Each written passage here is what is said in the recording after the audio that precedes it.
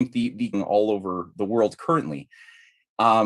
It's difficult sometimes to keep abreast with all of the information overload, the crisis in Ukraine obviously being a reflection of something much more global, the breakdown of the system, the questions of the things like Great Reset, which people hadn't even heard about, things like the World Economic Forum or Klaus Schwab. I know I didn't. A couple of years ago, this was not on my radar. All of a sudden, people, I think many people around the world have had a certain awakening. And Xoaquin Flores is somebody who I have worked with, I've been friends with for some years now, and has earned the greatest respect from me and everybody who he comes into contact with. I think quickly realizes that there's just something particular about how he looks at the world, which has high value. And I mean, Xoaquin has been the curator of a wonderful Telegram channel. I think the best Telegram channel that covers breaking events from a holistic standpoint with a good analysis, which is in the chat box. It's also going to be in the description of this video.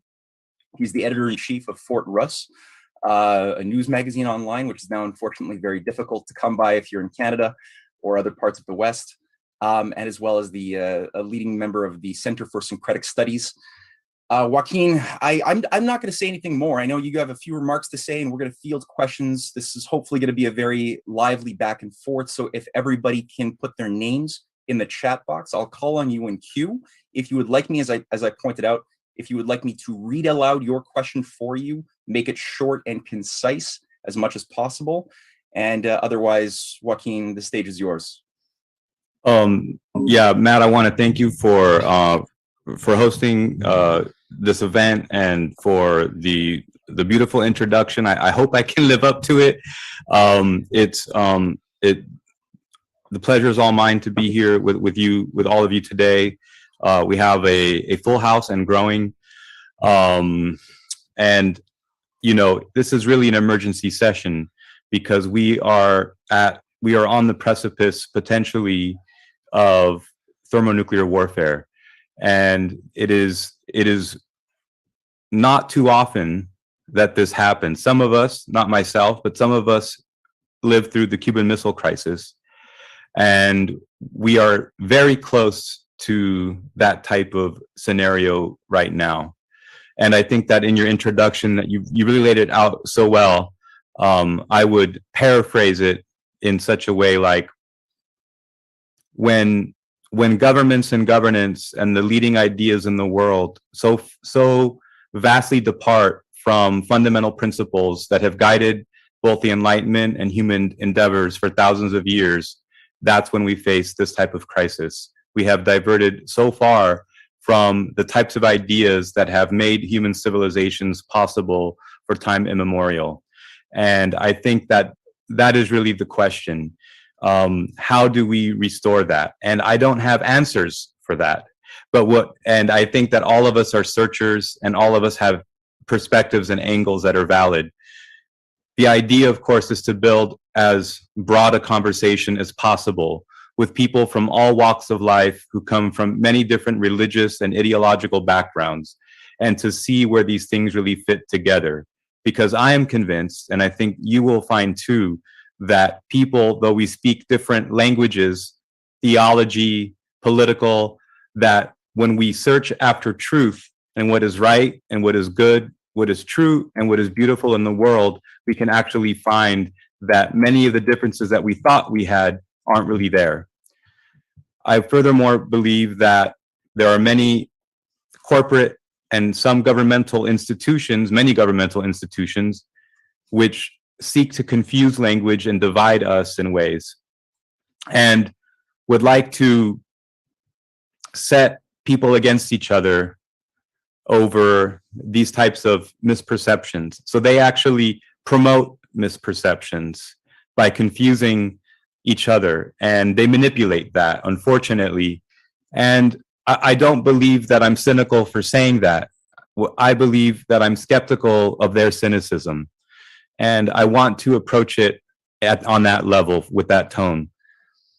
We have how I would like to do this is to work through questions where we know very much about. People talk about world strategy, the title of our forum, Ukraine World Strategy and the Great Reset.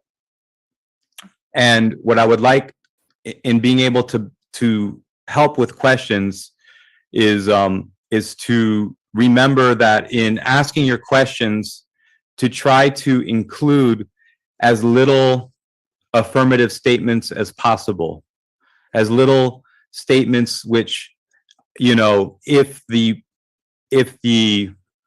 premise of the question is built into something that is a firmly held belief, then I might not be able to answer the question in a way that sheds light on your real question. So that I would just ask that consideration, so that when I answer questions, I'm not untangling or you know, reframing a question. Other than that, there are no such thing as bad questions except for those.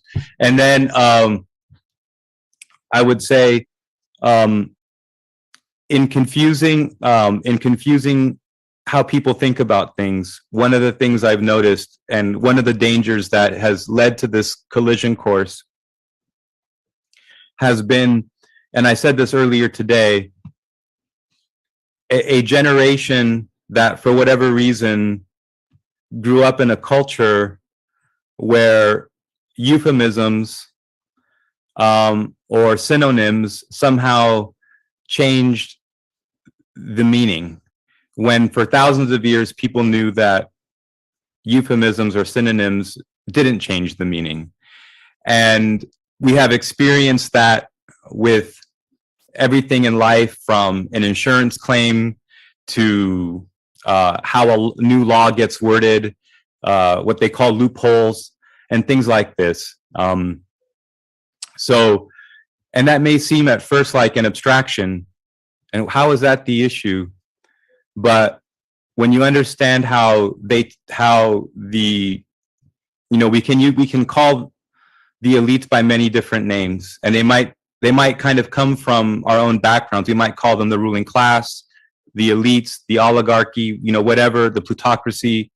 It's all the same, and I won't use those terms too precisely to be, you know, as inclusive as possible. I'll use those, you know, words to mean the same thing generally.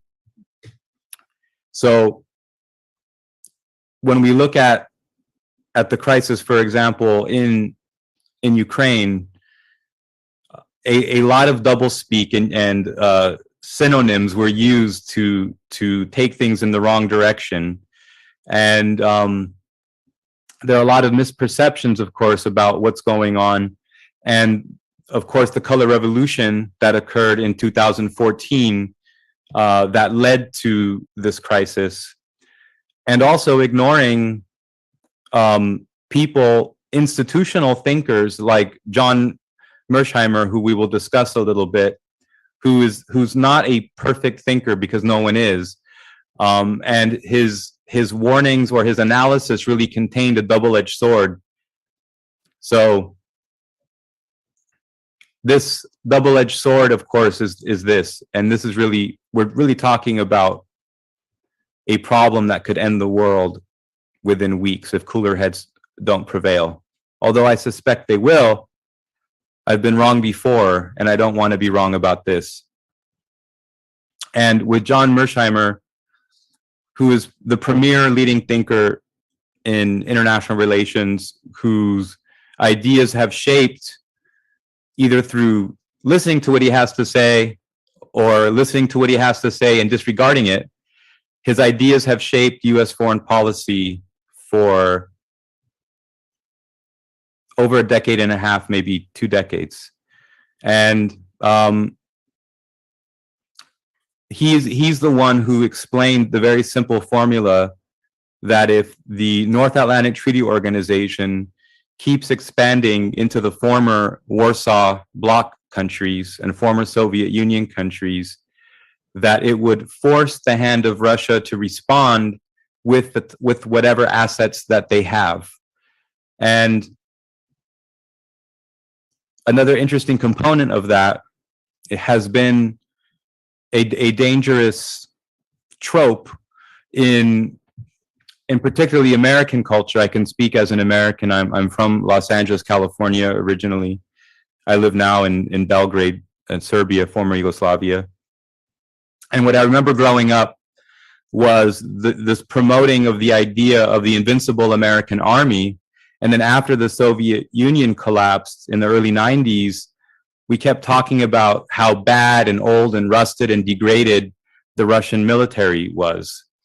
And while if that belief were pervasive, and if it led NATO countries to tone down the up-arming and to spend those military industrial complex dollars in a different way, like investing, like having the Army Corps of Engineers build roads and train rail, and to integrate economically throughout North America and to connect Alaska to Siberia, all of these would have been much better ways to spend the same military industrial complex dollars. I mean, these are rational, sane solutions that don't require even the regular players taking a hit. That's what's so astoundingly frustrating about the way that this has happened. What do I mean by that? And I will take questions very, very soon. This is just my introductory remarks.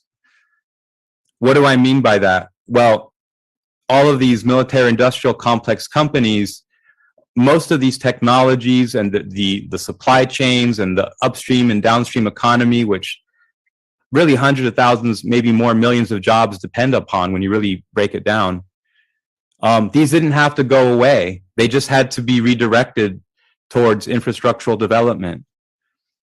That's what's so amazing about this. Now, instead, what happened is, instead of taking this idea that the Russian military was degraded because they have rusting plane wings and their nukes don't even fire, that they're all duds, all their missiles are duds and expired and stuff, and their bullets are bad, and all that snow made them damp. This is, if that had led to de-escalation, that would have been great. But what in fact it's led to is it's contributed to a dangerous neo-Nazi subculture on the internet, in a lot of different forums, different Chan type sites and Reddit, of course. And there's a generation of young people born in the 90s and aughts that and oddies, as I guess as they call it, that actually believe that that number one, that the Third Reich could have won and should have won, and number two, that the Russian army today is in weaker condition than the Russian army of World War II. And so that explains a lot of the culture of going over as volunteers on the neo-Nazi side into Ukraine that maybe you've heard about. Some of you have maybe read about these.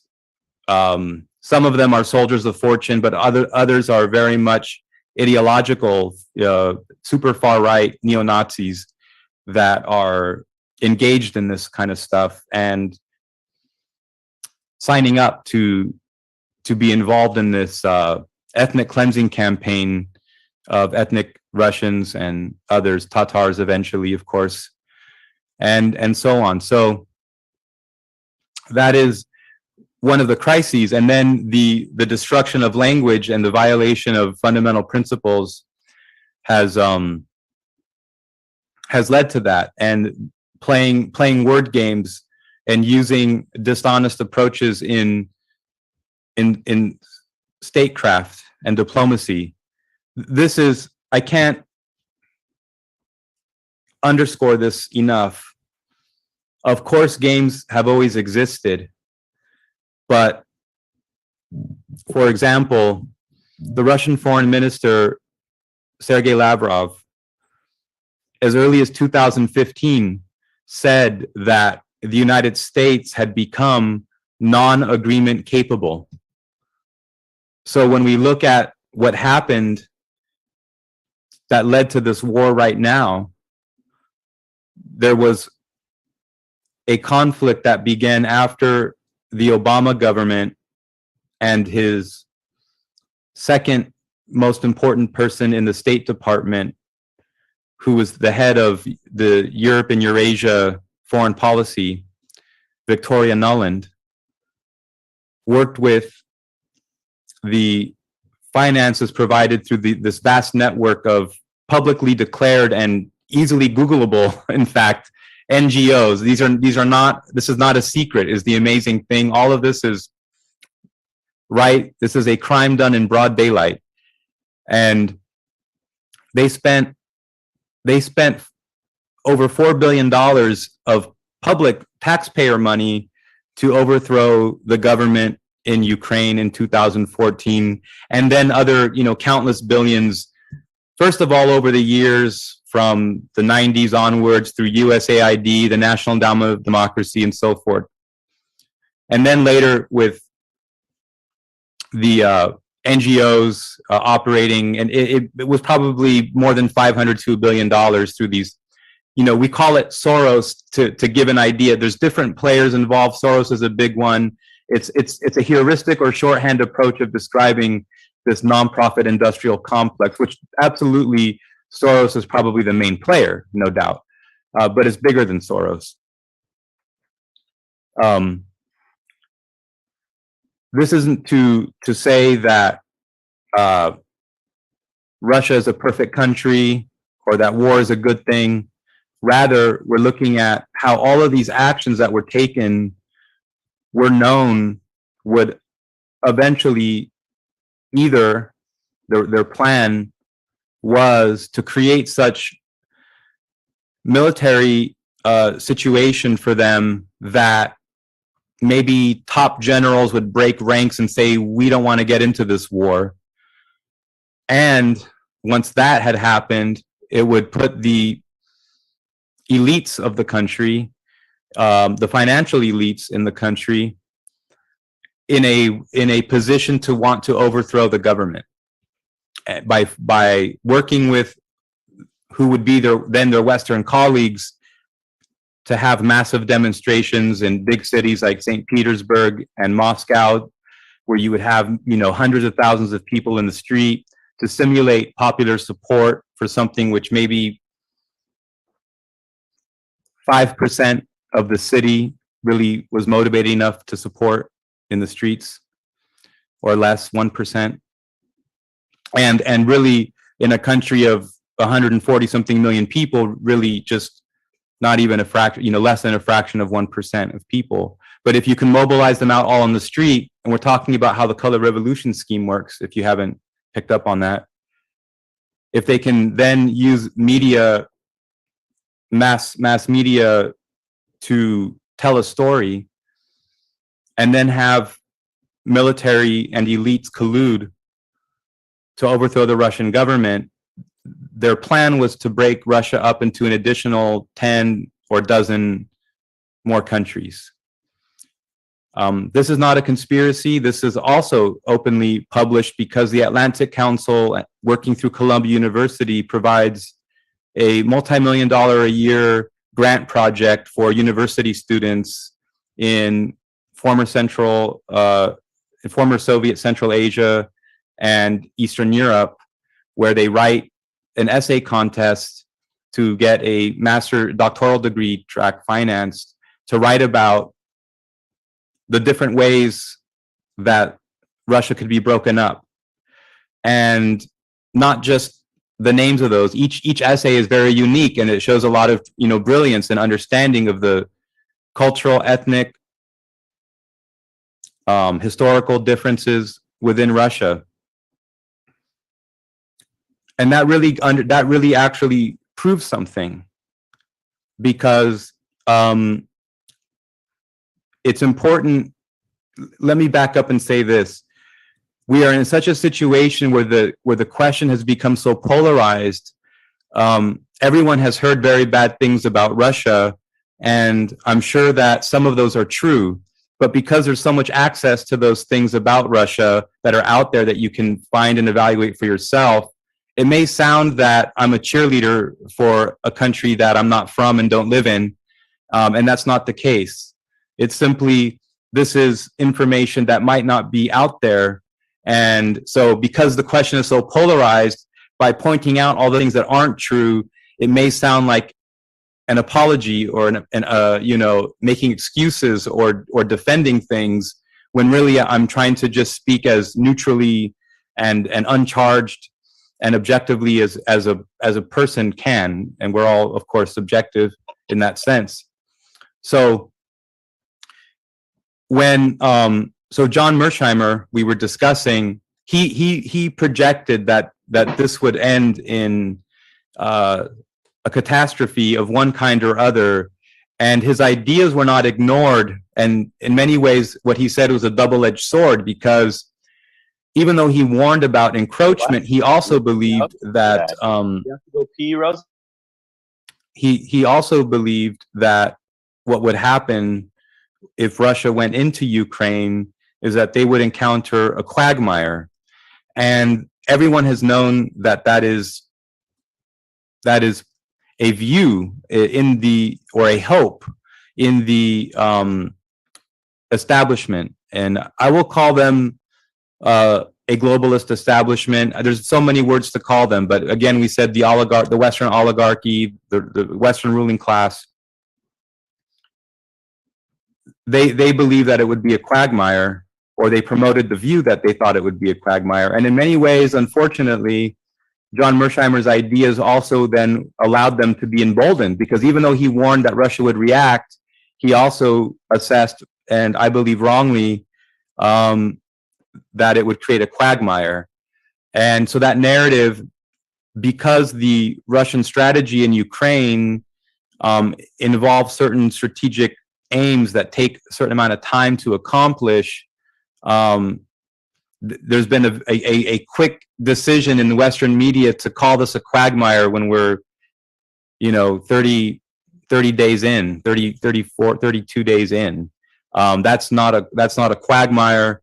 When you look at, for example, and this is an opinion based on informed review of the last conflict that Russia was involved in, was only recently in Syria, and they were invited by the Syrian government to eliminate the Barack Obama and John McCain project known as ISIS.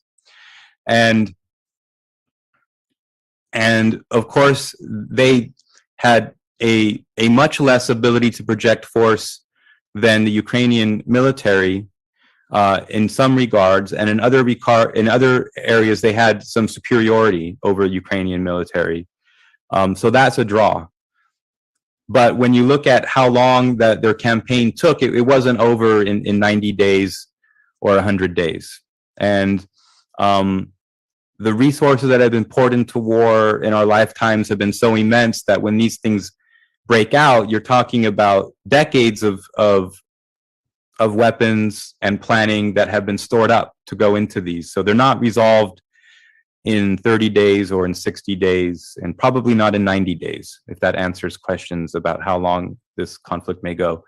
So with that, I will conclude to go to the questions, to say that the fact that there have been these plans to break Russia up along all these ethnic lines also underscores something, that Russia, not only in fact, but by its constitution, is a multinational country.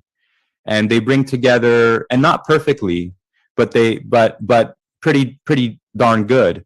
They bring together a lot of different peoples that live across 9 different time zones, that have a shared history going back between 400 and 1,000 years. And these are people that have worked together at times and had problems at times, and even wars at times. And so now, but this shows that, in fact, Russia is a multinational state with a lot of respect and representation for all the different peoples. It's composed of multinational peoples of Russia, and they're all Russian. And there is such a thing as Russian extreme nationalism, and they are kept so far away from government and from they're kept so far away from academia, diplomacy, from government, from anything respectable in Russian society, because they are ultranationalists. And their view of a Russia is a smaller Russia, because in fact they are supported by the Western aristocracy as part of this plan to divide Russia up into 10 or 12 more countries, you see? And so Russia rejects the idea of an ethno-nationalist state. I say this in particular because just today or yesterday, the Washington Post, that's Jeff Bezos's billionaire blog, Washington Post, published yet another insane article that's going to misinform, you know, the 50 or 100 people that still read the Washington Post, who mostly are Democrats. Nevertheless, they say outright that Putin is justifying what they're doing in Ukraine based on ideas of blood and an ethno-nationalist state, blood, land, and an ethno-nationalist state. They're trying to make it sound like Lebensraum and blood and soil, which we know were the rallying cries of Adolf Hitler's Germany. In fact, what Ukraine has done slowly over the past 18 years is build an ethno-nationalist state by making the definition of Ukrainian smaller and smaller and smaller, so that people who live in Ukraine are not at all like Americans. You know, in America, we have hyphenated Americans, but we're all Americans, African Americans, Asian Americans, Latinos, Hispanics, whatever, what have you. The list goes on and on, but we're all Americans. And that's how Russia functions too. And that's very different in Ukraine, which has opted in the direction of ethno-nationalism. So that doesn't mean that it's okay to wage war on them, by the way. I'm just explaining what has happened. The causes of war actually relate very much to biological weapons of mass destruction, the openly spoken about, a couple of pranksters actually pulled it out. They're actually probably intelligence agents, but a couple of Russian phone hoaxers spoke to the UK. I think he was the military attaché of the foreign ministry or the head of the foreign minister, said, and had them on the phone and discussed how they wanted to join, how they had a plan, that they were ready to be approved to be joined into NATO, that England was going to push them through because they had finally reached the criteria of force potential, that which is different for every country. And for Ukraine, it was some 225,000 active service duty and 900,000 reserves. And they discussed on the call as well the potential to have nuclear weapons. And now,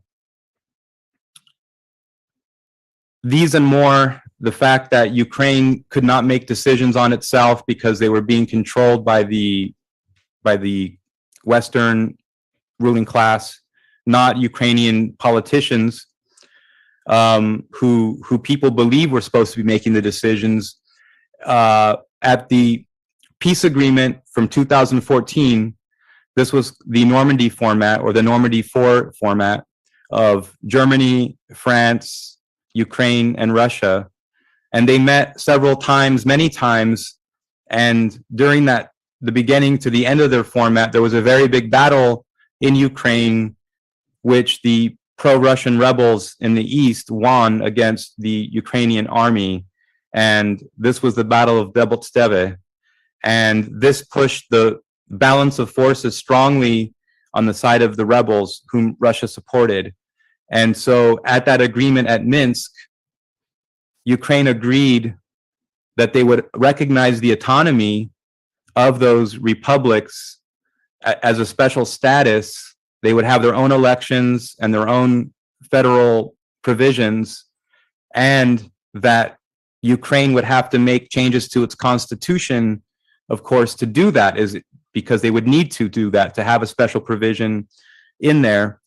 And this cut against the overall drift that had occurred disastrously since the first color revolution in 2004, which had been an increasingly centralization of the state against local governments by the regions or oblasts, like states or provinces, if you will. And all of these taken together created this mess. This is happening within the context of a great reset, a global mystery illness of potentially unknown origins, with a remedy scheme that many people are questioning. I'm obviously not a doctor. I'm a geopolitician, as they say, and an analyst, but my mind is open to many, many questions. And now that the Russian Foreign Ministry and the Russian Ministry of Defense have produced to the UN certified documents from these labs that they, in fact, besides studying anthrax and other biological weapons of mass destruction, that they were conducting research, at least at the lab at Kharkiv, and I believe outside of, I don't want to get this wrong, but I think Odessa. At any rate, one of these labs was engaged in the research of how to transmit viruses from bats to human beings. So this is not speculated. This is not what we think that the Russians are going to say. And it's not beyond possibility that Russians might have forged these documents, except that they were directly leaked by employees of the labs who have names and have been taken into safety. And this was brought to the UN. So there's much more to say, but I think it will come out in the questions. So with that, I will now, ask Matt or Pascal to help me. Yeah, that was wonderful. That was a very concrete overview, exactly what was needed. I think before we jump into the questions, there's a nice queue forming. I just wanted to reemphasize my appreciation for it. What I really value in people who convey analysis of current events is an appreciation not only for the historical context, but also the structure of mind and how the mind works through ideas and moves from states of ignorance into knowledge by self-reflecting upon the things that we truly know and truly have earned as knowledge versus those things that we've taken on as convictions, but not through having earned them, but rather because our popular friends or group or authorities of experts that we might give our respect to falsely have told us that we should think that. So we have a lot of people have unexamined assumptions which cloud their ability to penetrate through the minefield of misinformation. And after all, as NATO, we've known this for a long time, but even NATO in their Mind Wars document recently pointed out that the real battlefield is in the mind. And that's just a new document from a year and a half ago that they made public in terms of how to navigate through and weaponize the minds of people. So that's great that you zero in on that, and I appreciate that immensely. And I want everybody else to always think about thinking, because that's really where the battle is located. And how do we analyze our own thoughts and feelings and our own identity in relation to a process? Since we're not looking at a process, we are a part of the process as well, right? Yes, that's profound. Thank you. Wow.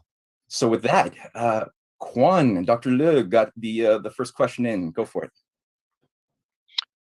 Hi, Joaquin. My question is precisely about the mind of the Western oligarchy.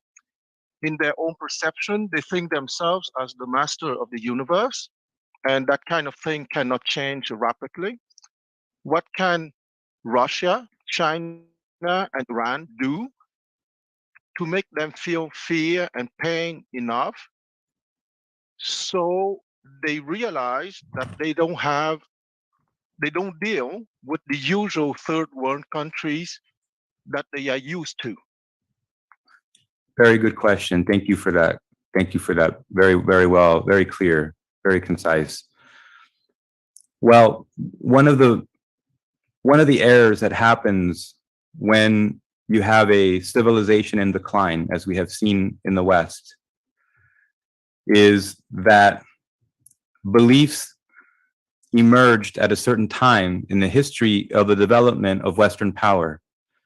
And those beliefs were not the beliefs that created the Renaissance, that created the first ages of industry. They're ideas that came much later in time that engage in a type of revisionism and reimagine that the ideas and beliefs and practices of the oligarchs in the West in the present that those were the beliefs, ideas, and practices that built the civilization that they came out of. So in other words, the ideas that actually built civilization are based in these fundamental principles, universal principles. Whereas the oligarchs in the West today have reimagined history and made it be that it's always been an oligarchy acting in its own self-interest that made civilization. So that's very different from countries like, well, Russia and China, of course, are very advanced countries in many respects, in any respect, and in some respects more advanced now than the so-called Western countries. But what they have shown and have made also a model for the developing world, which caused confusion and even fear for the Western ruling class, has been to show that even though all these different countries have different languages and different political ideologies, they have expressed something about these universal principles when we dig into the more perennial aspect of that when we dig beyond the different framings, whether it's political Islam in Iran, whether it's Marxism, Leninism, and market socialism in China, whether it's sovereign democracy and onward in Russia, these different, political philosophies, underlying them in practice is a view and a practice that the state represents the people, that the legitimacy of the state comes directly from the people, and that the state has authority over the oligarchy. And that idea is terrifying to countries that are run by oligarchies, because while all countries have an oligarchical class, not all countries are run by that oligarchy. These are very different questions. These are very different things. And because in the development of in decay, the wrong ideas that have emerged in the decay of the West, the Western ideal, has been the view that the oligarchs all along have been the one making this show happen. And so when they see that that's not in fact the case, that's in fact what they got wrong about Russia. They thought that the sanctions, that the last round of sanctions and cutting off SWIFT and everything like this was going to cause the oligarchy to rise up against the state successfully. And they had a false belief that the image of the state being more powerful than the oligarchy was an illusion, that was just an idealized form of some legitimating ideology that had no substance in practice, because they could not conceive of a world or of a structure that had succeeded and yet was not in their own image.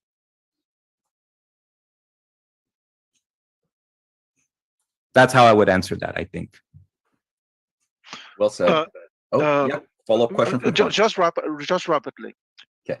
Do you think that I'm a little bit mad thinking that Russia, China, and Iran need to send some missiles with conventional load to atomic load, so they begin to understand a little bit? I begin. No, the frustrations that you feel and the pain, because you're a highly empathic and empathetic person, and when you see the crimes against humanity and the war crimes committed for countless decades in the pursuit of imperial and colonial ambitions, you have seen the children, you have seen innocent people murdered and die painfully and slowly, whether under sanctions or bombs. And so, and this sense of sorrow transforms into anger. But I don't think that you're mad or angry. I don't believe that these countries will respond in that way. I think that they're surviving and they're moving forward is the success that they need and are achieving every day.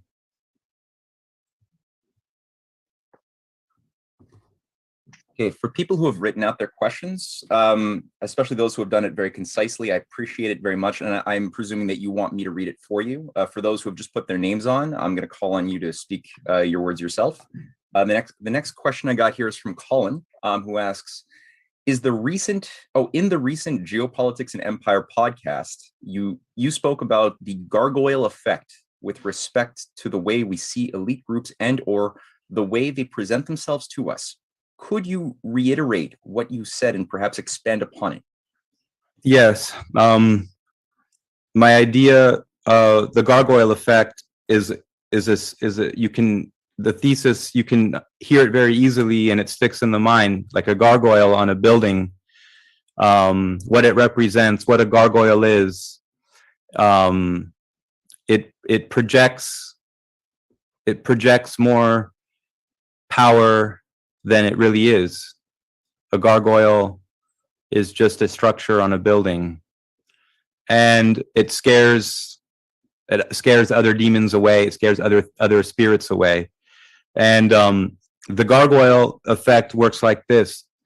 It's really in relation to understanding how the ruling class, the transatlantic ruling class, has not only, they present themselves as much more powerful than they really are.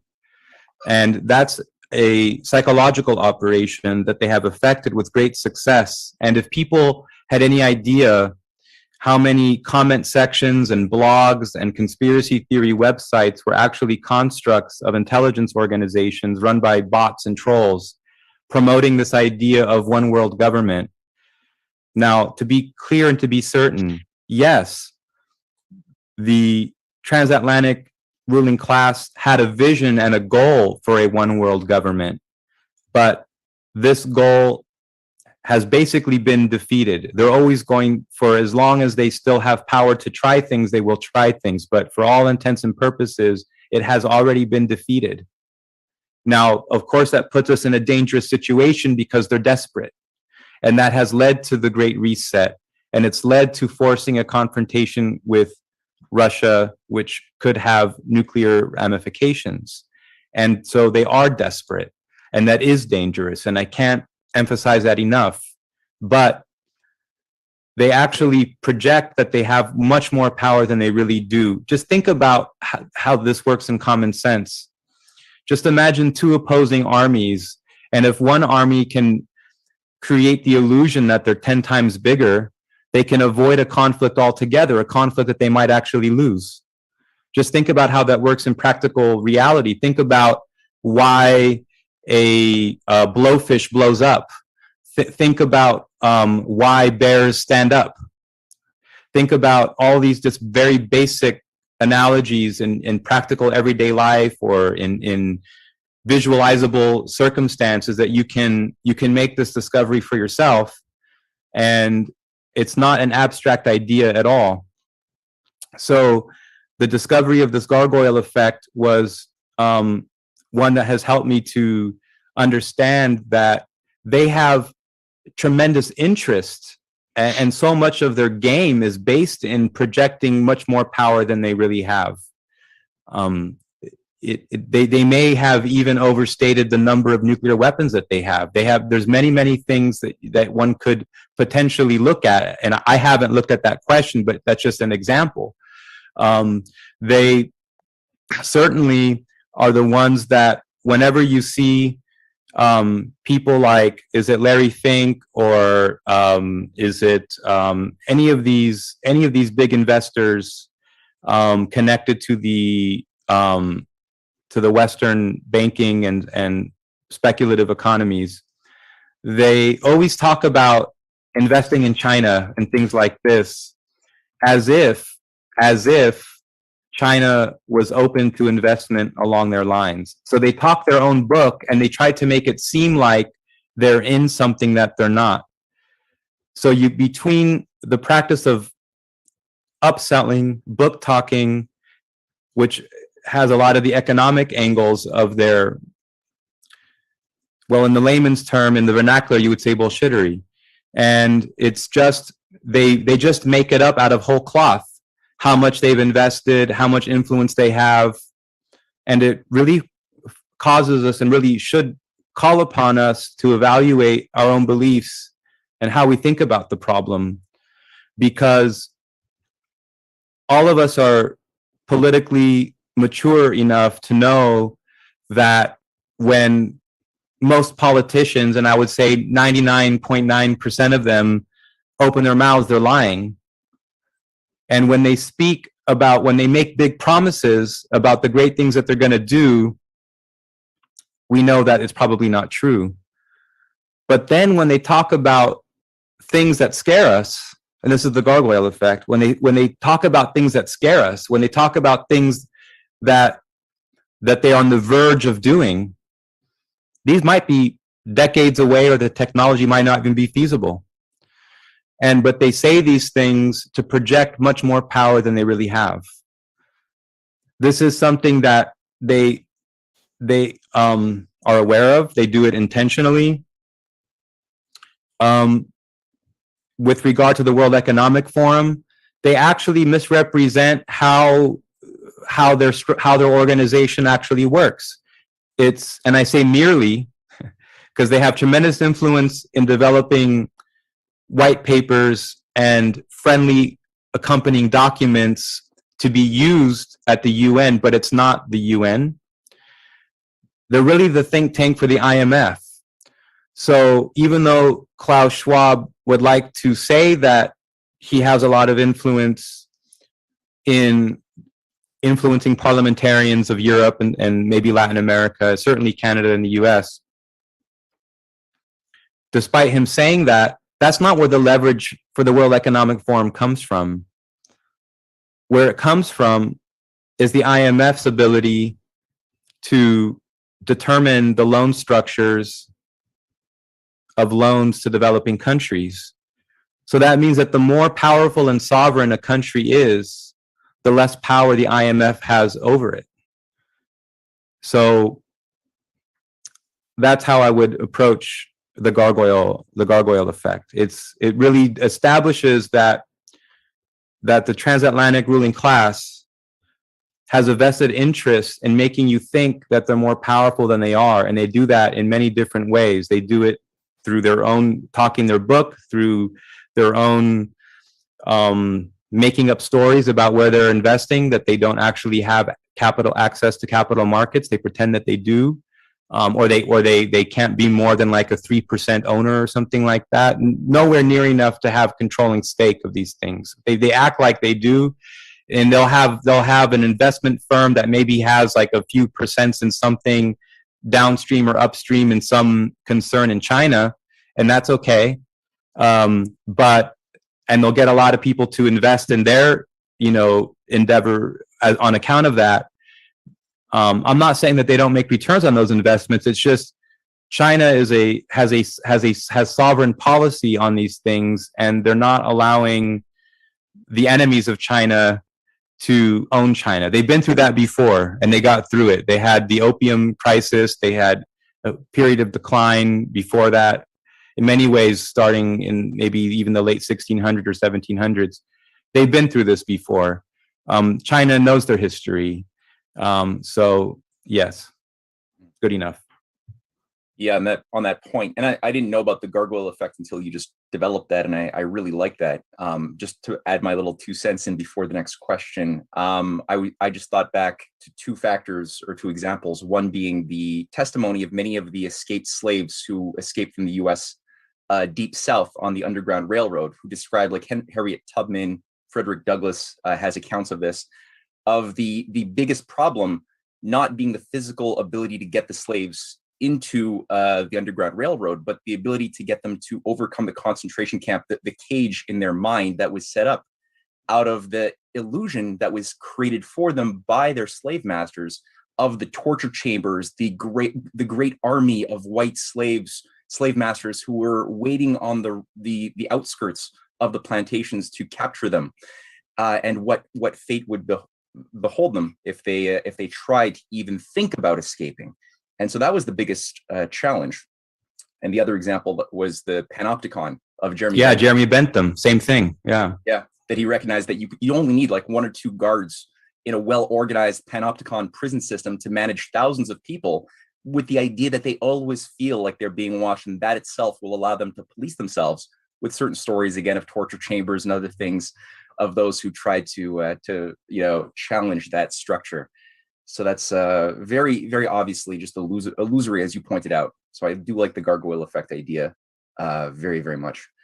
For the next question, okay, well, we have Felicity, who asks, why do you think a thermonuclear war is imminent or highly likely, and what is the benefit of that to the elite, cabal, bad guys, whatever? That's the question. Yes, I would actually say this connects very much to the gargoyle effect. When Lavrov said that the transatlantic elites were no longer agreement capable, it wasn't just because, the president couldn't guarantee what the CIA would do, couldn't guarantee what the Pentagon would do. That's one reason they were non-agreement capable. The other is that it looks like there was some deterrence or even superiority strategy developed out of either the CIA or the Pentagon, Langley boys, who developed this idea that if they could convince opponents that in fact the United States had gone into a post-rational direction, that were crazy, that the leadership is actually crazy, that you can't actually reason with them, then that anything might trigger them to set things off. We talked about the promotion of conspiracy theories, and not all of them are false per se, but they heavily involve in, this idea that that the elites have bases underground that can house hundreds of thousands, like at Denver Airport, or that they might have something on the dark side of the moon, that they are willing to make a nuclear war, that they are promoting this, that part of this, the idea, it's a little bit nuanced and it's complex because they do have a neo-Malthusian agenda to reduce the world population for some reasons, okay, that are all wrong, but they're different from the ones that sound crazy. So there's the wrong ideas that are actually crazy, but sound rational when you look at them. Well, overpopulation, hunger, the environment, it's actually wrong, but it doesn't sound crazy. But then they have things that they promote that actually do sound crazy, and they promote them at arm's length, and they populate conspiracy theory views throughout different, it's the internet, right? So it's, you can't describe it beyond, there's many different internets. So we actually we all operate in different internets, even though we don't have to. And so they have basically promoted this idea that they're not afraid to use nuclear weapons, knowing that it would end the world. And then they've created a reasonable suspicion that, since they've also floated through their gargoyle effect fake conspiracy theory channels that they only want 500 million people on the planet or 1 billion people on the planet, then ICBMs, nuclear armed ICBMs, and 5,000 of them going off at once would accomplish that. Now, it's possible that they do want to do that. I mean, that they're the porcupine might stick its spikes out and puff them out, but they will pierce your skin. So it's like I said, there are many layers to this. They certainly want to intimidate potential opponents by making them think that they don't have the concern of mutually assured destruction, by making a lot of this great reset stuff about automation, even the way that they've handled, this is going to get a little deep, even the way they've handled the vaccination regimen And with the data coming out that people are having a lot of adverse effects, including death, Pfizer published that. It's not my opinion. I'm not entitled to an opinion in this field, but I can factually represent what Pfizer put in their handout that comes with the vaccine, that one of the side effects is death. And they're able to gargoyle other countries into thinking. It's like historically, the biggest asset in a country were human beings, was population. And if they have convinced people that they're already on the verge of, AI and robots and automation, and that, hey, yeah, you know what? Nuke us, kill our people because we're trying to kill them ourselves and you'll just help us out on our agenda. There may be elements of that are true, but you can certainly see how lying about that and making people think that goes a very long distance. So now it could happen, but I think that what we are seeing right now is Russia calling their bluff. I don't think that they have a secret base on Mars. I think that maybe they're having problems with the technology in general. Maybe even the moon is difficult. I don't know. It's not my field, but I've listened to experts with a curious and critical pair of ears. And a lot of these things about the idea that the elites might have planned a breakaway civilization and might be hoping to start a nuclear war may indeed be false. Other ideas float about they float these openly. So, for example, I believe it was either the Washington Post or the New York Times published an article, why a limited nuclear war might help with global warming. And this is a literal headline. This is not The Onion or Babylon Bee. And what they explain is that the nuclear winter that would follow, just a small nuclear winter, would be enough to eliminate and maybe reset the global warming pattern. So, sort of like the dinosaur extinction event, that it would kick up enough dust and things like this. And yes, it's, but these are all intelligence operations that are very much connected to the gargoyle effect. And I can't say with any high degree of certitude which way they would go with that. And that's why I'm here to say there is a real threat of this. Mm-hmm. I was disturbed to encounter so many young people when I was organizing more frequently around a certain university in Montreal who were trying to make the case to me that the Dark Ages were actually are given a bad rap and are actually a period of wonderful stable populations. Humans were more in tune holistically with the environment, with nature before industrial civilization set things awry. And in fact, these students were being taught by God knows how many teachers positioned to indoctrinate them into this interpretation that indeed it was the Renaissance itself that was what unleashed the virus that is human beings. And if we could just undo that scientifically, it's actually good to have a dark age. It's not a bad thing to, So what you were saying about the nuclear winter, yeah, yeah, yeah, a weaponization of optimism there. That's interesting. I'm going to skip the next question and save it for near the end by Persistent Tiger, because it's sort of an end of conversation question. Well, what do we do? But I'll skip right now to CJ, who's asking on behalf of somebody watching on a live stream. Can you explain the Russian nuclear posture as to the use of nuclear weapons?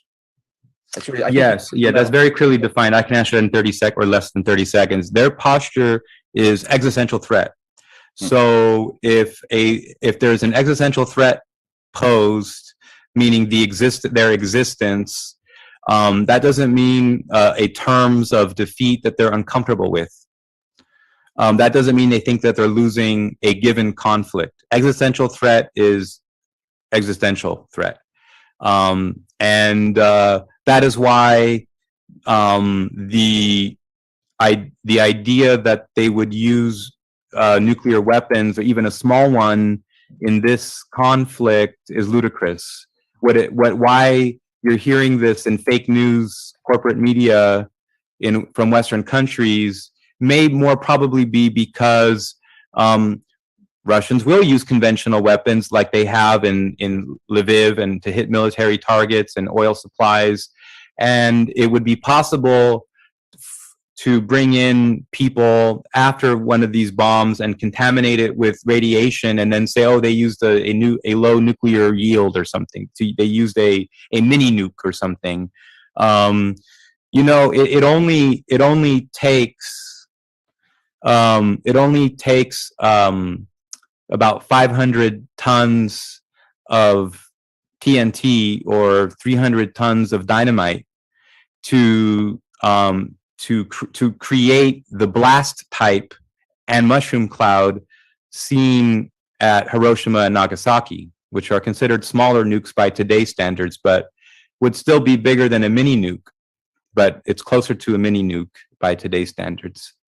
A mini nuke could be artificially simulated and lied about with maybe 1 to 200 tons, 1 to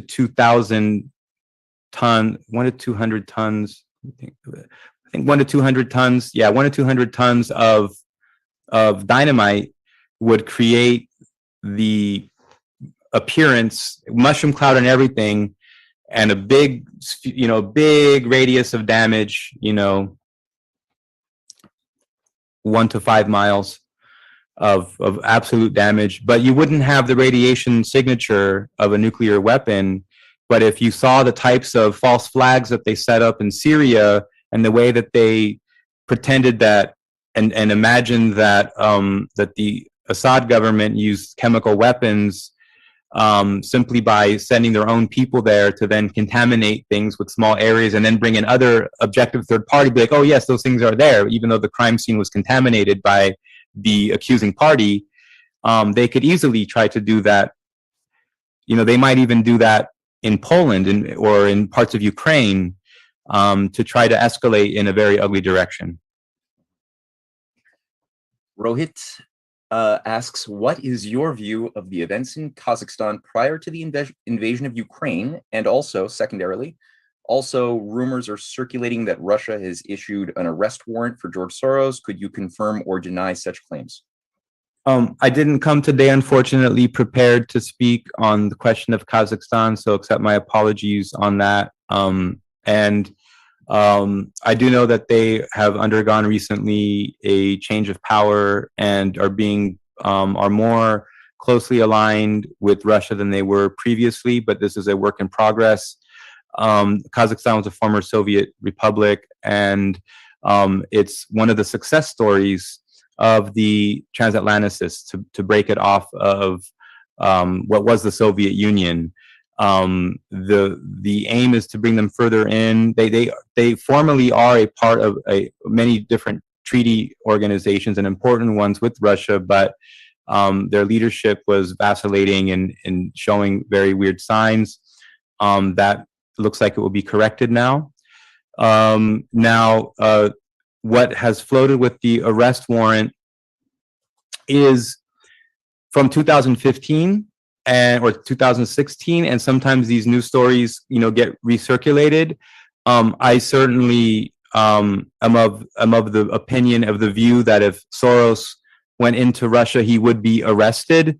But the arrest warrants actually apply to the entire organization and any of the NGOs should they operate in the Russian Federation. So actually, not just Soros, but all of them. Any employee of Soros organizing an NGO in Russia would be arrested.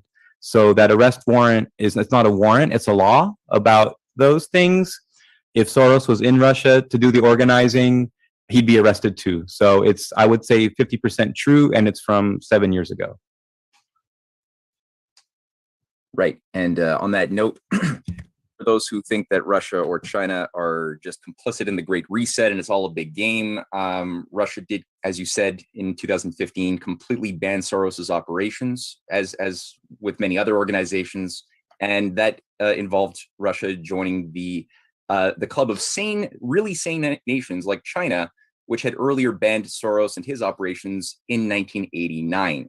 So since 1989, if any Soros operation has tried to spring up in China, that would immediately be considered an illegal act, which is interesting. So just throwing that in there. Luke asks, can you explain your understanding of the role that the RAND Corporation plays in the military-industrial complex, or as Ray McGovern updated it to include the MICIMAT military-industrial Congressional Intelligence Media Academic Think Tank Complex? Is the RAND Corporation controversial in your opinion?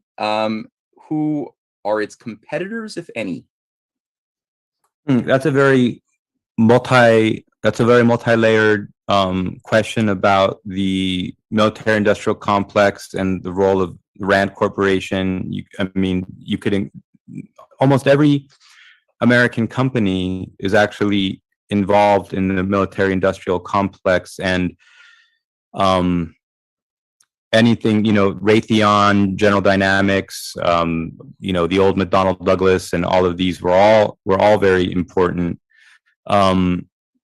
Chemical concerns, all of these, but the question is not so much of competition, because all of these have such strong influence in Congress, because they lobby, and they are not just special interests, but they're privileged by the, well, I guess in the vernacular we call it the cabal or the deep state, just in the layman's, but in the permanent administration and through the Pentagon and also through the intelligence organs, all the three-letter agencies and more, they do in fact privilege these companies, and they basically operate without competition. So they have almost there's no competition in their bids. They just basically say what their price will be, and that's the price that they get.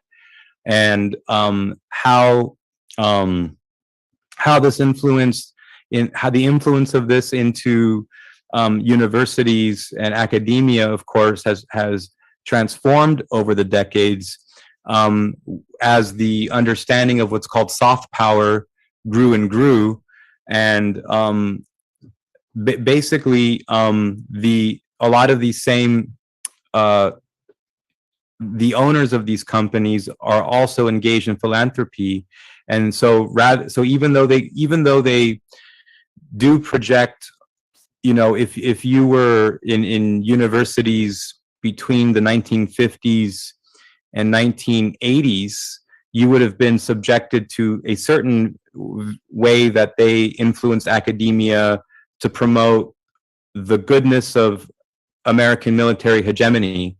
But what they did, and it really began to change, I say symbolically, like we can think about it in this year, when Bill Clinton came to power, it wasn't him who pulled the lever, but that's just the time marker, right, in time. When Bill Clinton came to power, they actually transformed into a soft power direction of trying to weaponize the sort of countercultural and peace and freedom movement that grew out of the 60s and 70s, and make that be more like the ideology of the American state, so that when we were going into other countries, that we weren't fighting communism or just fighting for the American national interest or something like it used to be put, like national security, but that we were literally attacking a country to defend LGBTQ communities, to defend ethnic minorities in those countries, to actually engage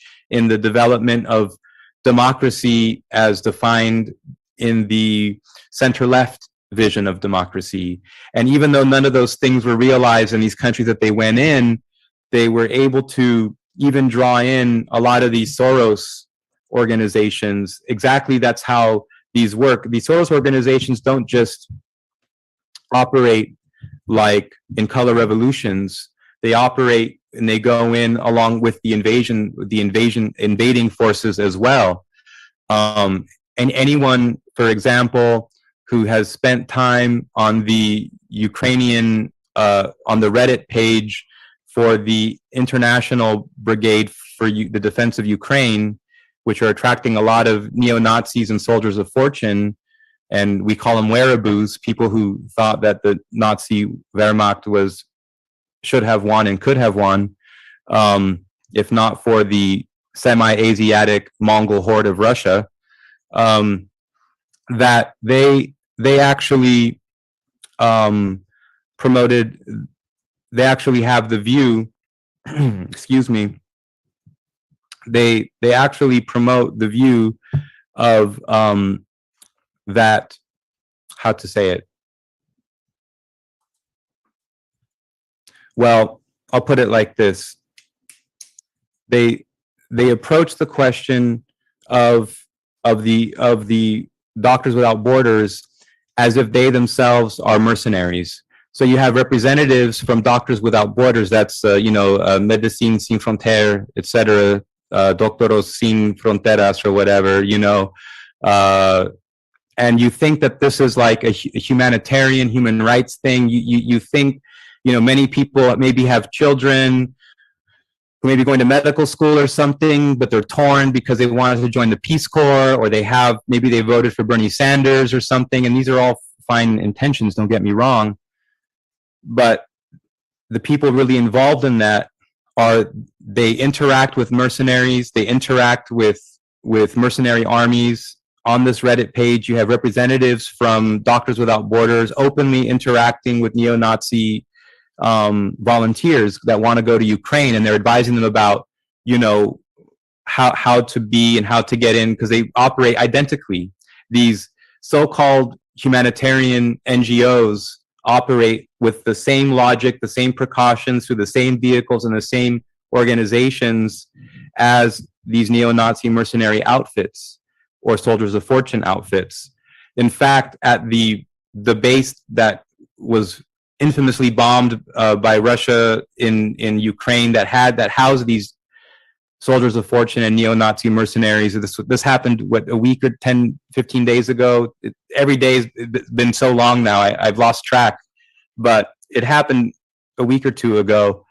And they were there organized as part of the credentials of this international brigade, was intermixed with humanitarian relief organizations, yet they're armed. So yes, I would answer it like that.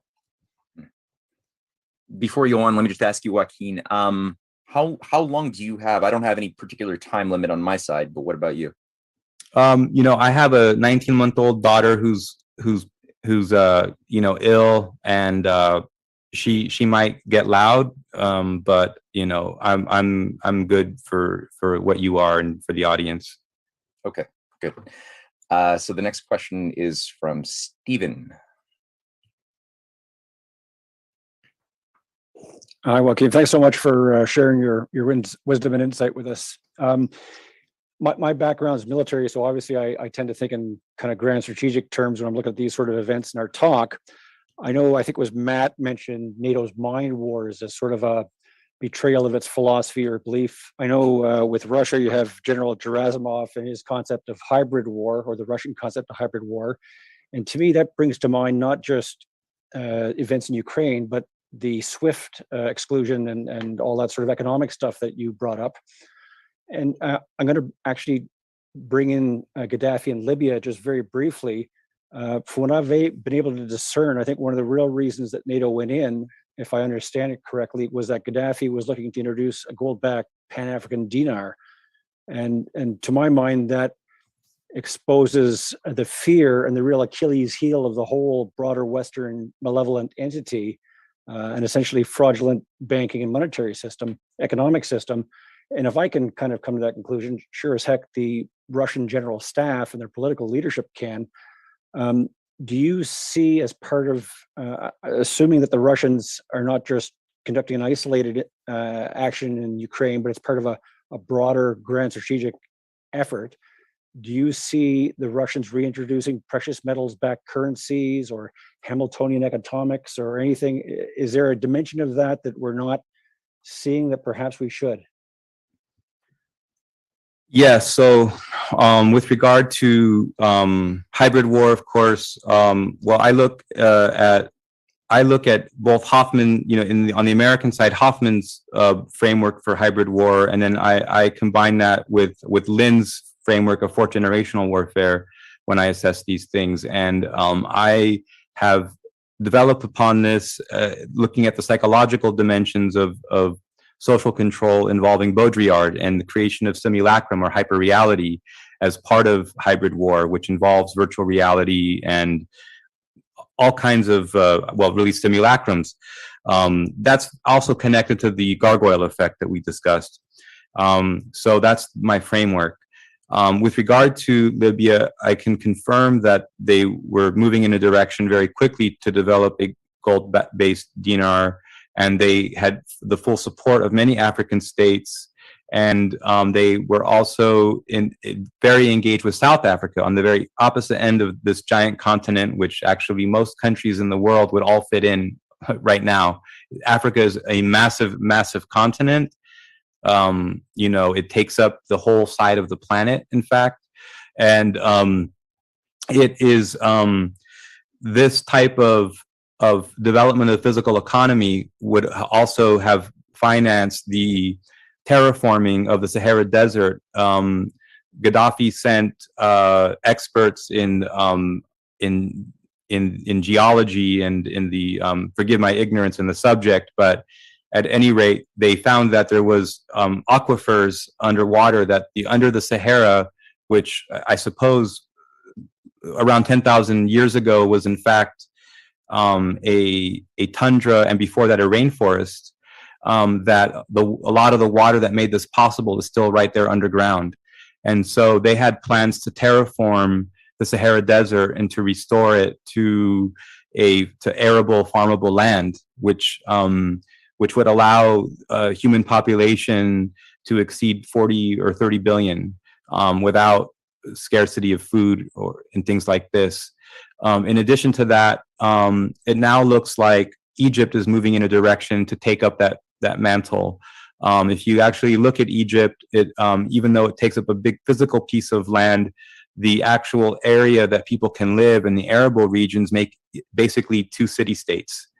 And it looks like the leadership in Egypt is moving in the direction of taking up what Gaddafi was going to do with regard to that. And then your second or third question, sorry.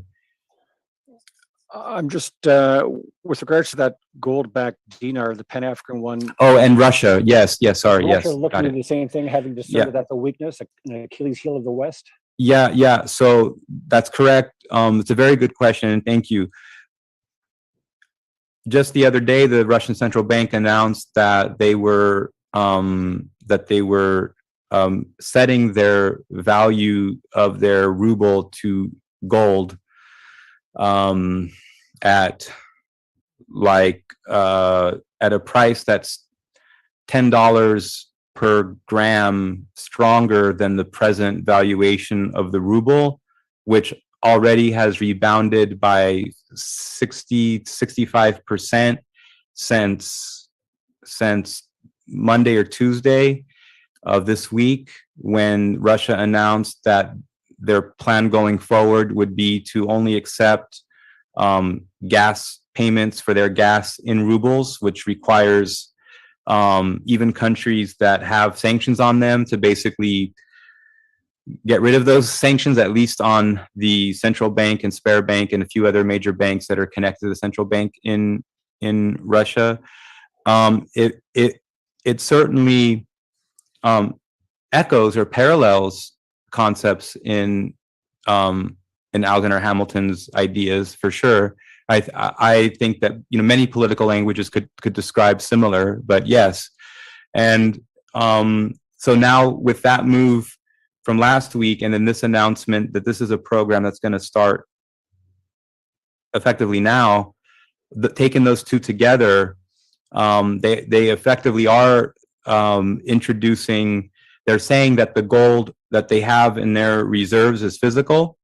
They've denied the claims through this gargoyle effect that Russia was really hurt and that they had all this gold in Swiss accounts and offshore accounts that were frozen. They said that's fake news. We have all the gold that we have is two kind. We have our sovereign gold and we have your gold deposits for the purchase of resources, oil and gas. And these are vaults. We have physical possession is the term that they use, and we have vaults that are open for inspection. Thank you. Thank you. Jerry. Yes, thanks, Matt. And thank you, Joaquin, for your sharing your excellent insights with us. And it's kind of like an antidote for the mainstream medium that we get stuck with over here. Being in Canada, you know, we get the narrative that's fed to us. I like that word narrative because they don't even try to attempt to tell the truth or the news. It's just a narrative they give us. And you know, our government's in lockstep with the World Economic Forum and that, but there is an opposition to it, you know, which you see like the Freedom Convoy and that. So I understand the situation in Canada is quite fluid, and to a lesser extent, I see the situation in the United States somewhat similar. And thanks to yourself and Matt, you know, I'm getting kind of an insight into how the Russians look at this and the Chinese. But my problem is I don't have a clue about the Europeans because they seem to be like trapped in the middle of this thing where you get, you know, the United States and Britain and Canada yelling and screaming at them for war, war, war. But then on the other hand, they see Russia and they kind of get a glimpse of reality. It's right there. So Europe's kind of trapped in between, like, you know, the sacrificial lamb or whatever you want to call it. But here in Canada, I don't have any idea of how the average person in Europe is thinking about this Ukraine crisis and that. And I was just hoping that you might have some ideas or some insight you can share with us about what's going on in Europe, because I just don't see it here. Yeah, it's that's a very good question. Europe can really be understood as three distinct areas. There are really three layers in the European Union that operate sort of as different moving parts that have a different orientation towards Brussels. And the first is the core EU, like Germany and France and, well, Belgium, Luxembourg, things like this. And then that's actually a pretty small primary zone when you think about it. Netherlands, you have few of the Nordic states that are in EU, but you don't have much more than that. Then you have the first periphery EU, and they are just absolutely opposed to Brussels for different reasons that maybe German nationalists or something are opposed to Brussels, but they're legitimately having a problem with the structure of the EU because when the euro dollar was rolled, or the euro was rolled out, not the euro dollar, excuse me, when the euro was rolled out, their purchasing power was cut in half overnight. And these are what's called the PIGS countries. That's Portugal, Italy, Ireland, Greece, and Spain. PIIGS. And then you have what Donald Rumsfeld calls New Europe. And these are the Balkans and Eastern Europe that were brought into the EU most recently in the scheme of things. And they have a different orientation, different attitude also. Actually, many of these countries were very industrially advanced, much more than Spain or Greece or Italy.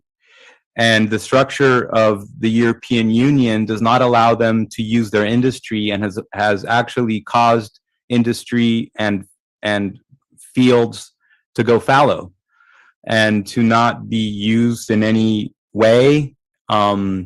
So there is untapped potential. There are right now factories in places like Bulgaria and Romania and Poland that have been shut down for decades, but wouldn't take much to upgrade, and in the scheme of things, relative, and began to produce again. Costs of things would dramatically reduce. People would have an idea that maybe they could have more than 0 children. They would move from being renters to homeowners, and you would see a new golden age in Europe by making full use of the physical economy. The structure of the European Union is designed so that there's no advantage conferred. The way that the ECB, well, really the whole troika, the way that it works is that it disincentivizes countries from doing anything other than being a debt-driven economy that focuses its budget on health and human services, on the condition now that you're vaccinated. So you have this crisis in Europe that many Europeans are acutely aware of. And while educational standards have decreased in Europe, they haven't decreased as fast as they did decrease in the United States. So there is a lot of political awareness in Europe about this, which is even greater than what you saw in basically in Europe. In every country, something close to half the population has been doing things like trucker convoys for several decades. France, Spain, Italy, even sometimes Germany. Though it would be wrong to say that the average German citizen is a net is on a net gain from Euro policies. Nevertheless, Germany is considered to be, at least its ruling class is considered to be a privileged group among equals. So I think that now, in terms of Europe's, like you said, the self-destructive course that they're on is being dictated by the transatlantic banks. And yet it works against the interests of both smaller private banks in Europe and the industries that rely on them, the big industries that relate to them as well. What's different about Europe is that they really don't have a truly independent currency set up the way that the US dollar is. And so they're connected to the petrodollar. So as the petrodollar goes down, the euro goes down too. The only way that they can get out of that is if they actually value their currency in relationship to the value of the energy that they get from Russia in terms of the energy potential towards production and development of the physical economy. Only if their currency was a reflection of real GDP, which could also be expressed in gold as well. So there's many different, it's not either or. A lot of people like to say it's either or. There's many different angles to this. They would be able to not have this problem. So now nothing I'm saying is either really debated very heavily, nor is it a surprise to many people in Europe. The issue seems to be that there are we talked about 3 zones, but within the core of Europe, within, let's say, Germany, France, and the smaller countries that surround them immediately, they know that they have 3 distinct trajectories that are possible.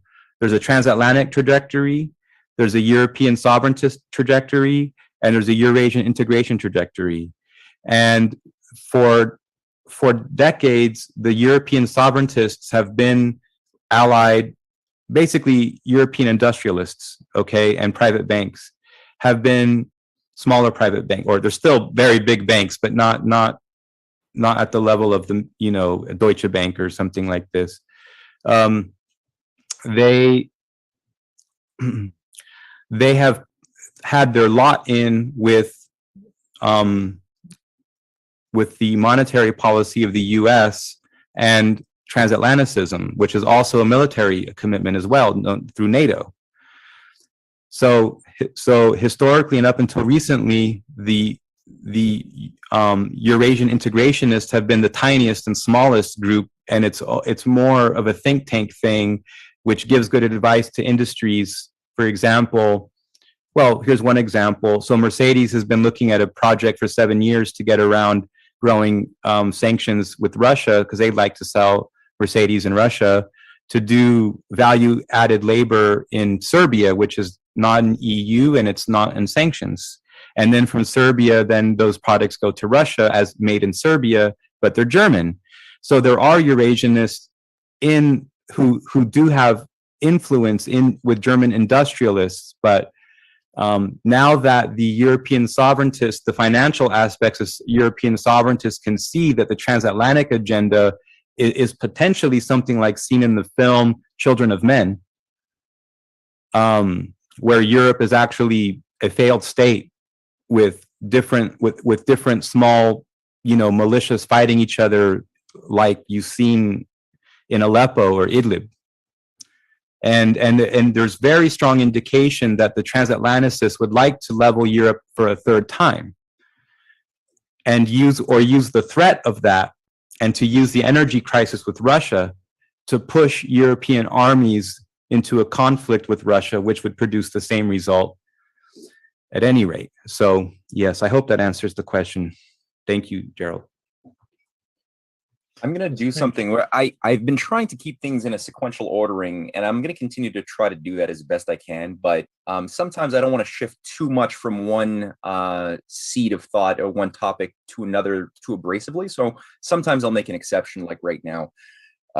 Scott in Vancouver asked a multifaceted question which touches on this economic fight, but I like this question, and I'll just read it out as best I can. He said, could Joaquin provide further info on any plans for the Russian government expansion to nationalize the sanctioned foreign Wall Street funded private parasite conglomerates that have controlled otherwise public service utilities in Russia, regions, etc., waterworks, electrical, etc., and the potential economic boom to the Russian economy due to a synergy in, as he puts it, American system economic methodology for transformative productivity based upon the new public corporations and government. That's one. Hold that in mind. Okay. He adds to that. Okay, got that. Okay. And the potential partnership with Chinese state banks who are already more advanced in this. Okay. I'll leave that. Yes. Very good. All right. First of all, the internal mechanisms of the Russian economy is that it's 40 to 45% public assets anyway. It's public owned. In Russia, 40 to 45% of all the economy, effectively the physical economy, is a public asset. So now this is a very good question also, because it underscores that Russia is a federal republic. It's not a dictatorship. And it's true that in all these different, well, in the US we call them states or provinces, oblasts and regions, and they're listed in the Russian constitution. Cities of particular importance, like city-states within Russia, and they also have autonomous republics inside of Russia too. And the governors and mayors and leaders of these have significant autonomy to make decisions and have been able to work with foreign investors and foreign firms, including Americans, to do all kinds of things. Some decent, some not so decent. It's a mixed bag. Not every American interest in Russia is a bad interest. It's countries have to allow themselves to be taken over, and Russia has not allowed that since the moving out of the Yeltsin period. We've discussed what they're doing in terms of what Russia's doing in terms of central banking already. So you can see how by bringing metal, in particular gold, into the equation, and then putting that in relationship to the value of their energy export asset, and then having countries, buy rubles, you can see how that, I think that what we talked about, I think, answers that part of the question. At least the one who asked the question will immediately synthesize that into their answer. And then with China, well, I think the most important takeaway with China is that because of their integration into what used to be a more global economy until the Great Reset started, but it's still critical. A lot of these sanctions against Russia, because this is really how I look at the role of Chinese banking, a lot of these sanctions against Russia can just be rerouted through China.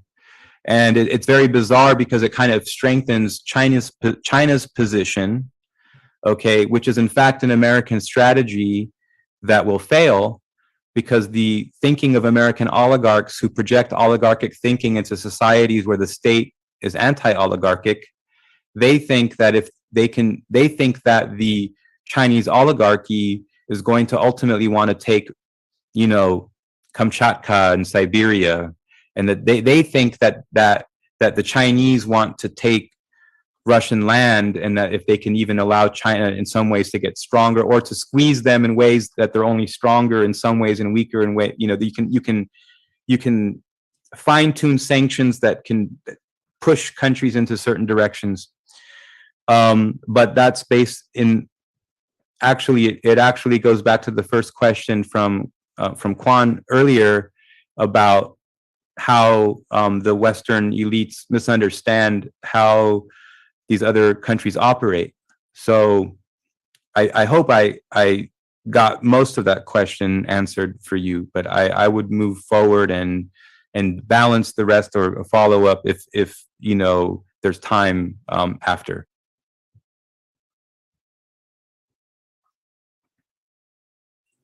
All right. I don't know in which order Matthew wanted to go by next.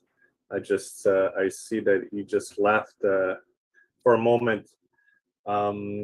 So I'm just going to go with the next one, which was Nazakat, who actually a question coming from Sajid Patel.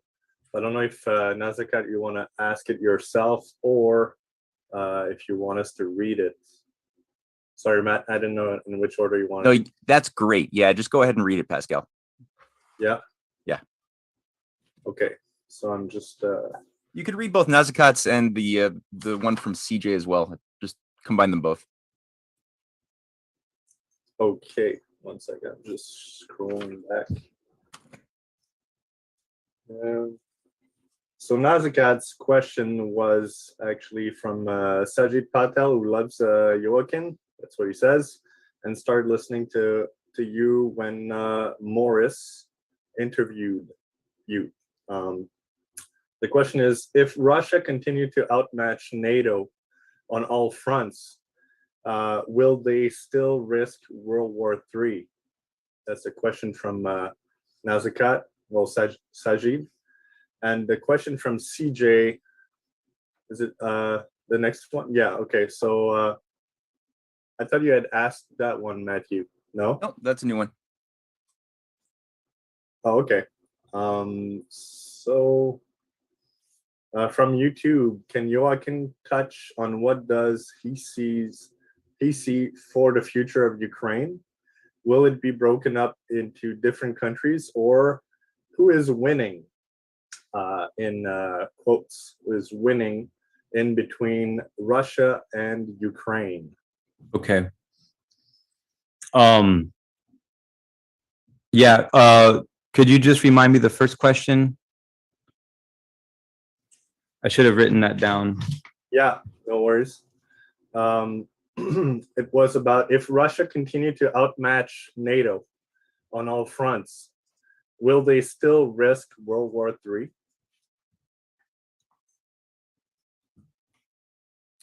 Okay, yes. Well, so what we talked about this gargoyle effect and pretending that you're crazy and stuff like this. So obviously the posture of the West is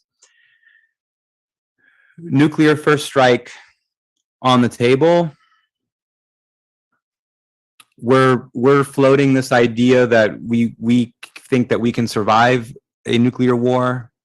That has been a position, you know, that at times has been tried going back to the 50s.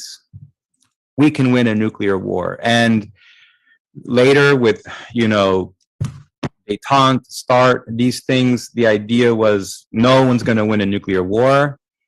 And with the Great Reset, and we talked about this floating the idea, like that they're even kind of trying to massage this idea to convince other countries or whatever outside of the globalist endeavor that the Western elite think that they can win a nuclear war. So Russia's parity with NATO in all kinds of war, all types of simulations, and based on the observations of war games and analysis of potential force, if the US did not get involved in a war between Russia and Europe, and if Russia didn't have a particular concern for the loss of human life, and if the war was conventional, non-nuclear, Russia would win. Russia would beat all of the countries in Europe combined in a conventional war if human life was not a consideration. When the US gets involved in that, it changes the equation. I don't know by how much, or if analysis on by how much is even reliable at this point. The thing is that the Russians don't have a doctrine of trying to win a conventional war against Europe and the United States. That at that point would become probably an existential threat and would be a nuclear war by their doctrine, and I assume by US doctrine as well, which seems to have a lower standard anyhow of starting a nuclear war on paper for reasons that we discussed. Like, do you believe that we're crazy? Can we convince you that we can't make agreements? So, but NATO is different from Russia because Russia is a single command, and NATO are a lot of countries that have different levels of commitment. And it actually follows up on the question about the structure of the EU, because what I didn't say was that there are countries that are in the EU but are not in the EU in many ways in terms of being in lockstep with NATO. And Austria vacillates back and forth. Hungary seems firmly like they're neutral in the Western sense of the word. And then NATO, you have Turkey is already a country that Russia has engaged with militarily in the skies of Syria.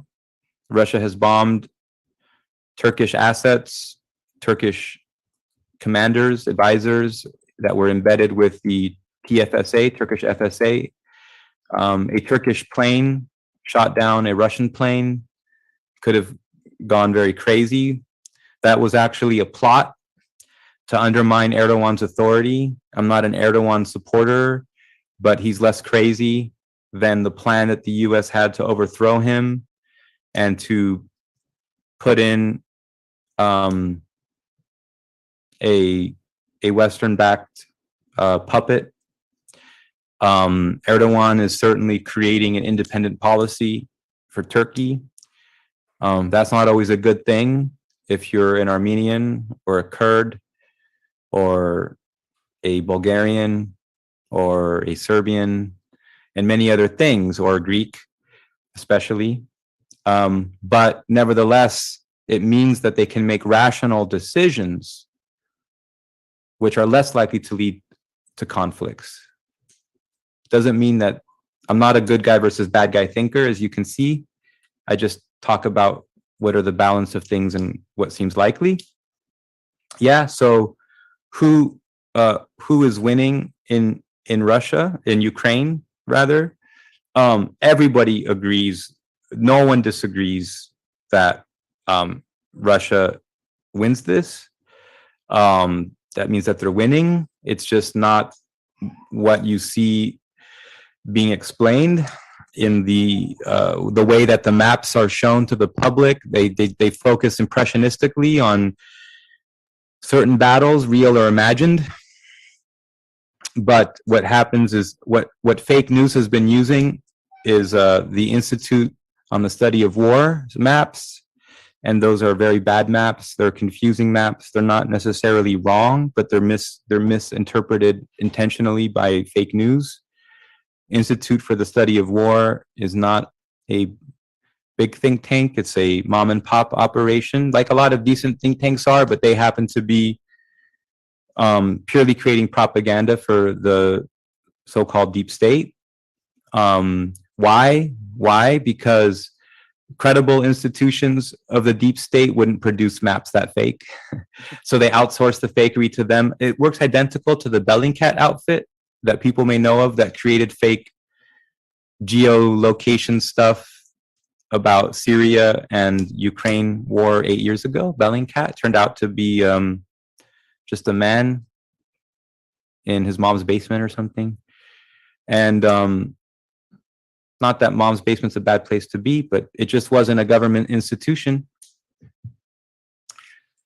Or like it wasn't like it was Brookings Institute or something like this, but Institute for the Study of War maps, the reason that Westerners think that Russia is losing is because of the information war, and it has to do with how much we should support, because in human psychology, people are less likely to support something that's losing. And they're more likely to support something that it looks like it could just win if we just blow over the edge and we just give it a push. So it actually fits. It's actually the view being created in the West is precisely a view fine-tuned by social psychologists and people from marketing, very much like the Bernaysian revolution in advertising and marketing. And it's not that, so it's like they're not losing and they're not winning so much that we don't have to help them. And they're not losing by so much that if we help them that we're going to get hurt too and lose our guys. It's just, they're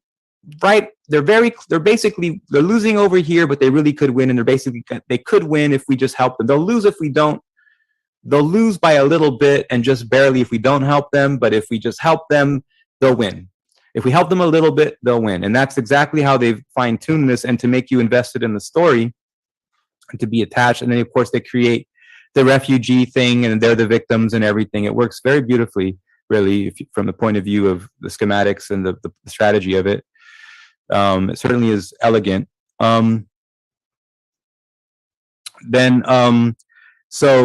But there's no question, fortunately, there's been some view of the truth coming from, of all people, General Flynn and lesser figure, lower rank, retired Colonel McGregor. They've both done, at least McGregor's done a good media tour.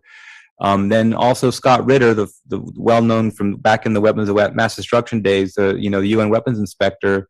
Through these three people have helped in some way reach many alternative audiences on mainstream social media, on YouTube and everything, talking to audiences on the both, Democrat audiences and Republican audiences. That's been very good. Telling the truth from February 24th, Russia won this war.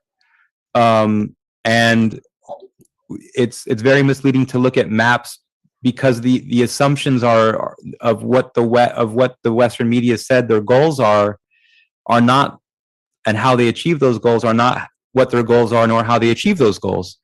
So so even looking at good maps can be very misleading. They haven't lost any territory, and they always, they haven't lost any cities. They continue to take cities, and that's just an objective analysis. Whether you want Russia to win or lose, everyone agrees You have communiques coming directly from the Azov battalion saying we are up against an overwhelmingly superior force, but we are, fighting hard and giving stiff resistance, and come help us and send the money.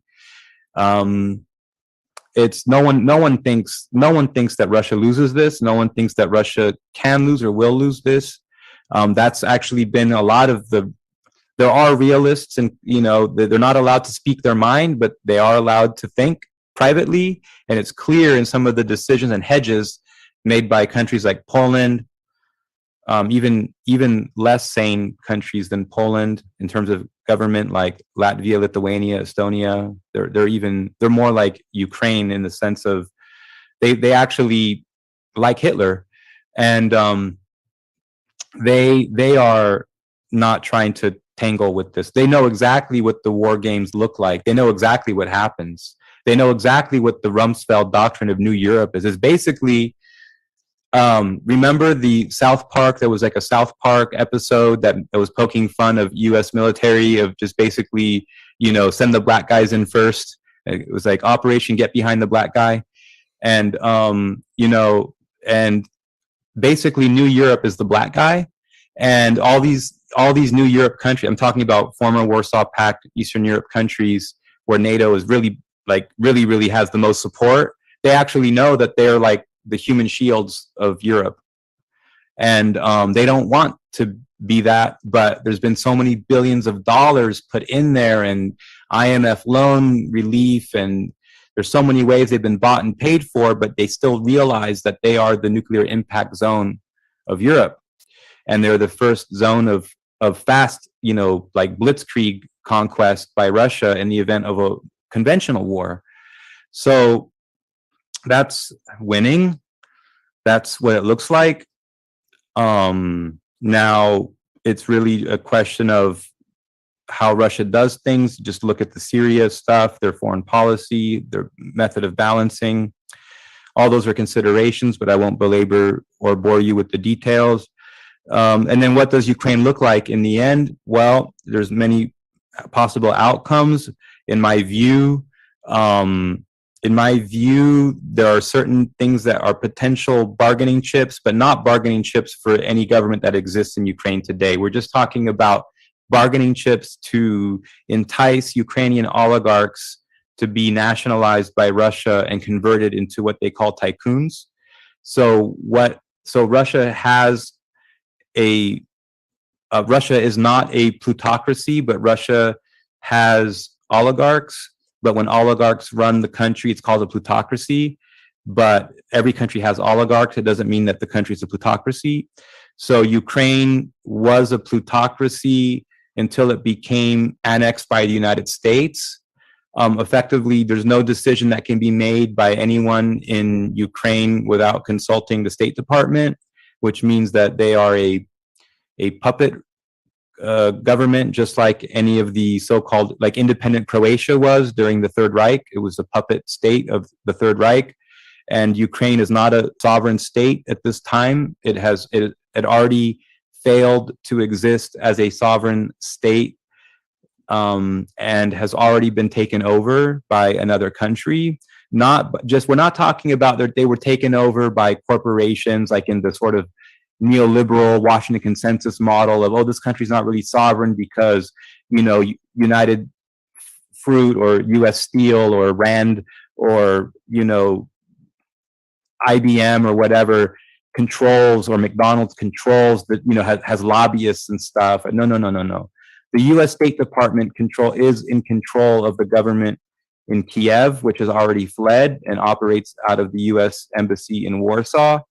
We've all but confirmed that solidly. There's lots of hard evidence on that. So Kiev wasn't run from Kiev for a long time. It was run from Washington since 2014. And moreover, the puppets of Kiev are now in the US Embassy in Warsaw. So that is why you hear things from Zakharova, from Putin, from the entire Russian diplomatic and executive branch, usual suspects that continue to question, if Ukraine's even a viable project, because they were run by oligarchs, and the oligarchs sold the country. And that's what happens when you are a country that's run by oligarchs. You end up selling the country. That's the outcome. And then the outcomes of Ukraine then are maybe to entice some oligarchs like Akhmetov and others to become nationalized and just become tycoons, to give up their plutocratic aspirations, and they can still make money on sovereign development projects, but the territory of Ukraine will be a landlocked country. It will be probably an ally of Russia, which they call neutral. When Russia says neutral, that means ally. In terms of, they use the word in a very interesting way. They refer to enemies as colleagues and partners. They refer to allies as neutral. So everything is one step over in a funny way. And then, so Belarus is part of the union state with Russia, and they're called a neutral country. So Russia calls Belarus neutral, and they are literally part of both their trade union, a union state, and their military alliance. And that's what they call neutral. So when they say we want neutrality, we want Ukraine to be neutral, that's what they mean. When they tell Serbia that they want Serbia to pursue neutrality, that's what they mean. That's why they engage with the annual Brotherhood military drills with Belarus, Serbia, and Russia. But territorially speaking, Ukraine will be a landlocked country. I would imagine that from Crimea over to Odessa will be Russia, or independent republics that are effectively Russia, like how Donbass and Lugansk or Abkhazia, South Ossetia, and these operate. So then the questions may be more about the status of parts of Ukraine that are not in the, just if you just look at the 2004, I don't know that I have it on me, but it helps to look at it like this. If you will allow me just a second, I can perhaps initiate a brief screen share.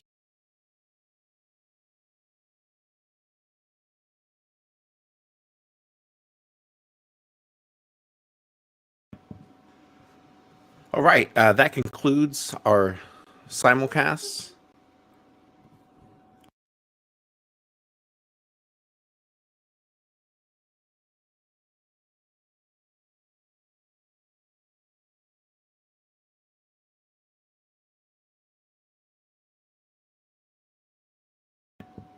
All right, that concludes our simulcast of today's event with the Canadian Patriot Review.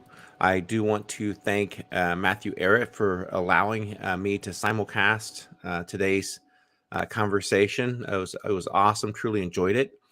Please do me a favor and visit his work over at the CanadianPatriot.org. Many of you are very familiar with Matthew's work. And then also, do me a favor, also subscribe, hit that like button for this video on my YouTube channel, which is at CJOMC. Then also you can follow me on my Twitter handle, which is at ProducerCJ1. And again, you know, everyone's very familiar with my work, not only with the Gadfly, but also with Rogue News. So everyone have a fantastic afternoon. Enjoy your day. Be safe. And we'll be back again real soon. Thank you.